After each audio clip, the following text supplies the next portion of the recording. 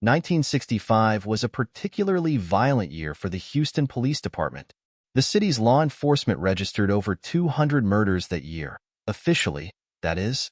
Despite the rise in crime, the Homicide Division, consisting of only a handful of detectives and a small forensic lab, managed to maintain one of the highest crime-solving rates in the entire country.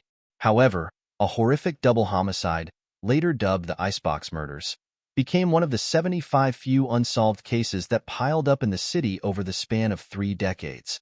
To this day, no arrests have been made, and it remains one of the most chilling and brutal murders of the past century. Fred Christopher Rogers was born on January 19, 1884, while his wife, Edwina Ivor Rogers, née Harmon, was born 2 years earlier, on October 8. At the time of the murders, the elderly couple lived with their 43-year-old son, Charles Frederick Rogers, in Montrose, a suburb near the upscale River Oaks district in Houston. Fred and Edwina were retirees who had spent their entire lives working hard and faithfully. Fred once made his living selling real estate, while Edwina dealt in home goods.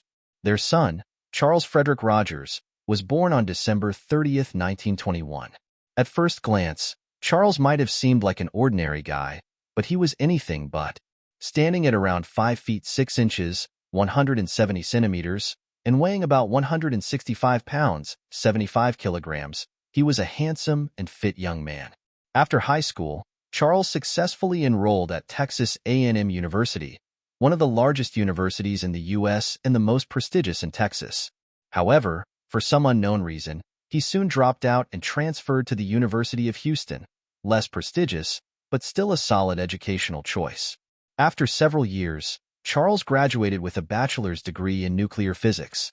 Charles later served as a pilot in the U.S. Navy during World War II, gaining experiences and seeing things that likely haunted him long after.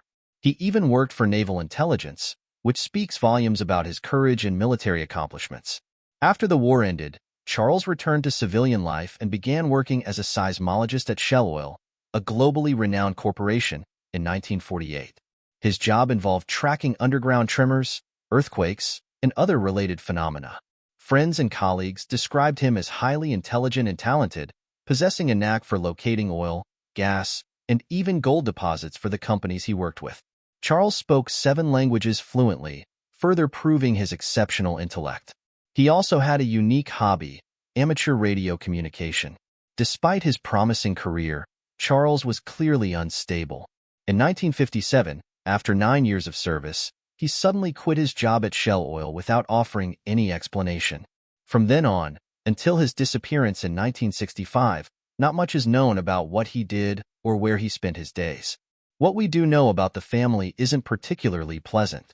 God only knows what went on behind the closed doors of the modest Rogers home before that fateful June day.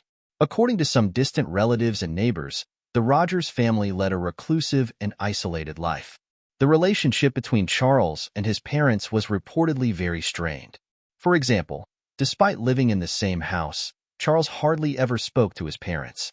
They communicated solely through notes slipped under each other's bedroom doors.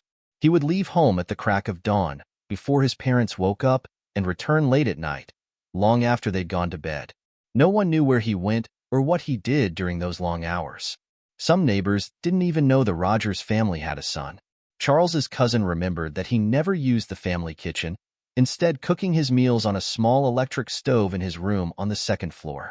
It's evident that Charles was trying to distance himself from his parents, but the reason for this rift remains a mystery to this day. It was an ordinary summer day on June 23, 1965, when a patrol officer received a routine assignment to check on the Rogers home in Montrose. The day before, Mrs. Edwina Rogers' nephew, 56-year-old Marvin Martin, had called the police, worried that he hadn't been able to reach his aunt for 3 days. Officer Bullock and his partner entered the Rogers residence at 1815 Driscoll Street, and at first glance, nothing seemed out of the ordinary. The only strange thing was the food left out on the dining table, suggesting the owners were about to eat but never did. A light was on inside the small refrigerator. Officer Bullock decided to open the door and was greeted by an unremarkable sight: a fridge stuffed with meat. But this was Texas, after all. As he closed the door, his eyes drifted to the vegetable drawer, where he saw something horrifying: two severed human heads wrapped in brown paper bags. These were the heads of Mr. and Mrs. Rogers. The man's eyes had been gouged out of their sockets.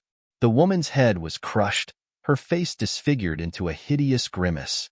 Edwina could only be identified by her tangled gray hair. It didn't take long for the police to realize that the fridge was packed with human flesh. Body parts, limbs, and sections of torsos were carefully cleaned and neatly arranged on the shelves next to jars of peanut butter, jam, onions, and other food items.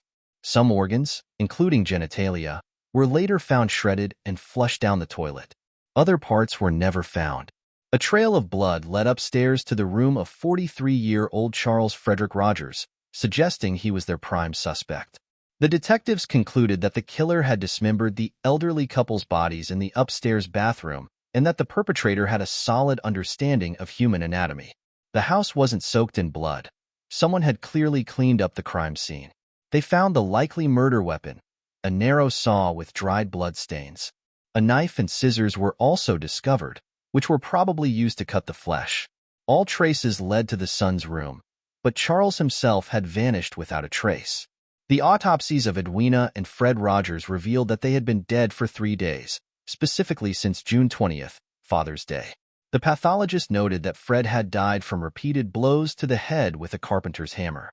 He had been brutally bludgeoned to death. Edwina was shot in the head and had been severely beaten before her death. The investigation naturally centered around Charles Frederick Rogers as the primary suspect in this heinous double murder. He was declared a fugitive and placed on international wanted lists. Despite numerous attempts by detectives, no trace of him was ever found. It was as if he had vanished into thin air. 10 years later, a Houston judge declared Charles Frederick Rogers legally dead, allowing the remaining family assets to be distributed.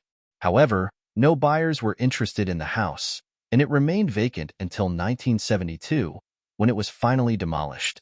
Today, luxury condominiums stand at 1815 Driscoll Street, with no trace left of the gruesome crime scene.